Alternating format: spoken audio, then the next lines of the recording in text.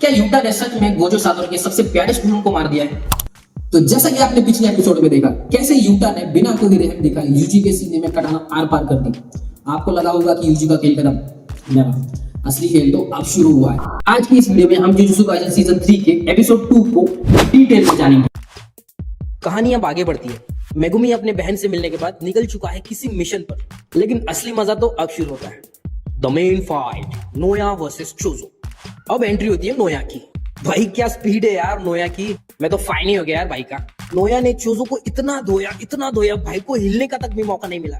Match तो बिल्कुल one sided लग रहा है यार, लेकिन अपना चोजो भी कोई कच्चा खिलाड़ी नहीं है। उसने अपनी फ्लोइंग रेड टेक्निक एक्टिवेट कर ली है क्योंकि नोया की स्पीड को वो ट्रैक कर सके। शुरू में तो लगा चोजो कमबैक कर लेगा, बट नहीं, नोया ने एक ही पंच में चोजो का पेट चीर दिया।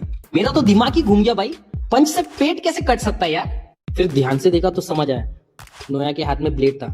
अच्छा, अब नोया चोजो को बोलता है, सच कहूं तो मुझे हथियार कैरी करना बिल्कुल पसंद नहीं है। हाँ, मेरा बड़ा भाई वेपन यूज करता है, पर मेरी नजर में जो हथियार यूज करे वो बुजदिल है। तभी चोजो बोलता है, तुझे अपना बड़ा भाई पसंद नहीं है? नोया बोलता है, नफरत है उससे मुझे।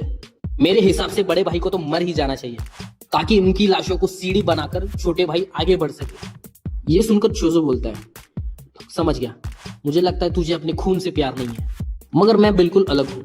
मैं अपने बड़े भाइयों से प्यार भी करता हूं, और याद रखना, एक बड़ा भाई अपने छोटे भाइयों के रास्ता साफ करने के लिए किसी भी हद तक जा सकता है, और ये तू मान या ना मान। ये बोलकर चोजो का गुस्सा बढ़ जाता है। उसके बाद जैसे ही नोया नीचे देखता है खून ही खून होता है। ये देखते ही नोया वहां से भाग जाता है। जैसे ही नोया भागता है चोजो उसके पीछे ब्लड अटैक करता है। Different kind of blood, we can say slice of blood. नोया ये सब देखकर कंफ्यूज हो जाता है, चोजो से इतना खून कहां से आया। एक्चुअली वो उसकी कर्ज एनर्जी होती है, वो उसकी कर्ज एनर्जी को ब्लड में कन्वर्ट कर सकता है। नोया उस स्लाइस से बच के भागता ही रहता है। तभी चोजो उसके सामने आ जाता है और नीचे पड़े फर्श के ब्लड से चोजो उसे फ्रीज कर देता है, और वो चोजो के स्टिकी ब्लड से हिल भी नहीं पाता। चोजो अपना सुपरनोवा अटैक निकालता है। इस टेक्निक को मास्टर करने में भाई ने 150 साल लगाए। इतने में तो हमारी 7 पुश्ती या इंजीनियरिंग कर लेती, इतना वक्त लगा। मैं नोया का तो वहां ढेर ही हो गया। नोया चाहता था मेगुमी और यूजी को मारना, और खुद कुत्ते की तरह पिट गया। देखो, मॉरल ऑफ द स्टोरी ये है that don't miss with a guy who has 150 years experience being a big brother.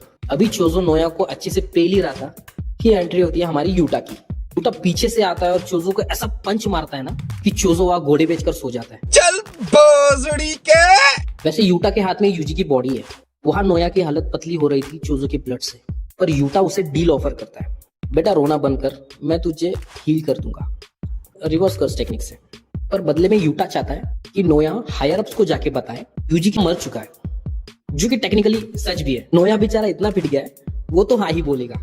इसके बाद हम देखते हैं यूजी के पास का सीन, बेसिकली उसके बचपन की कर्स मींस यादें। इसमें उसका पिता जिम इडोरी, ग्रैंडपा और उसकी माँ को दिखाया। यूजी के ग्रैंडफादर यूजी के पिताजी को बोलते हैं, बस इस औरत से दूर रहना, ये औरत मुझे ठीक नहीं लग रही।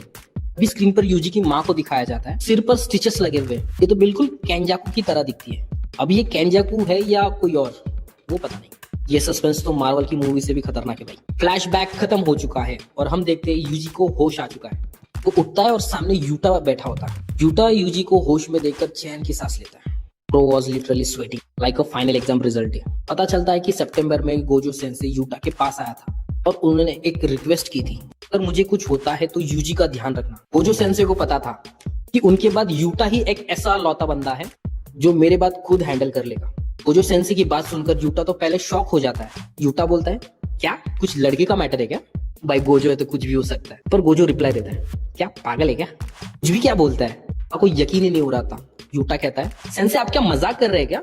आपको कुछ हो जाए ये तो मैं बिल्कुल ही नहीं सोच सकता, पर अफसोस ये सब हो चुका है, अब हमें आगे का सोचना है। फिर यूटा सब कुछ सच सच बताता है। उसे हायर अप्स यानी कि जुजुत्सु एल्डर्स के सामने एक बेंडिंग वाव यानी वचन लेना पड़ा था कि वो यूजी को खत्म कर देगा।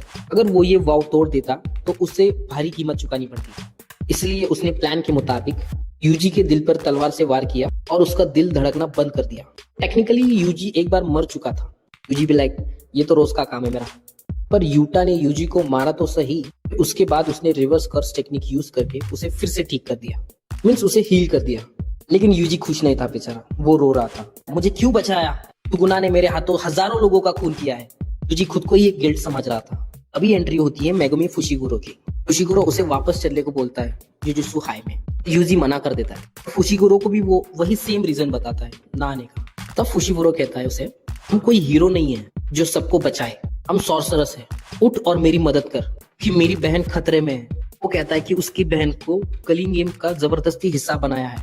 वो कलिंग गेम के बारे में उसे एक्सप्लेन करता है। यूजी एग्री होता है और उसके सामने एक शर्त रखता है, मैं चलूंगा, अगर सुगुना ने दोबारा कंट्रोल लिया तो तुम मुझे बिना सोचे मार देना।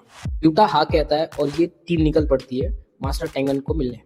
यूजी, मेगुमी, यूटा और चोजू मिलकर जुजुत्सु हाई के हिडन बेसमेंट की तरफ जाते हैं जहाँ टेंगन रहता है।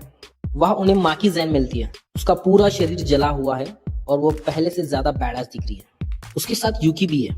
सभी लोग प्लान करके टेंगन के पास जाने का रास्ता ढूंढते हैं। प्लान सफल होने के बाद वो आगे बढ़ते हैं। आगे चलते हुए एक अजीब से दरवाजे के पास मींस एवेक्टर के पास पहुंचते हैं जो बताता है कि टेंगन ने खुद को पूरी दुनिया से अलग कर दिया है, इसलिए वहां का रास्ता ढूंढना मुश्किल है। जब ये सब लोग उस खाली सफेद कमरे में एंटर करते हैं और वापस चले जाते हैं क्योंकि उन्हें लगता है वहां पर कोई नहीं है, तभी अचानक मास्टर टेंगन वहां प्रकट होते हैं। टेंगन का लुक काफी अजीब है। उनका सर लंबा है, आंखें 4 है, इंसान कम एलियन जैसे ज्यादा दिख रहे हैं क्योंकि इसके पीछे एक रीजन है।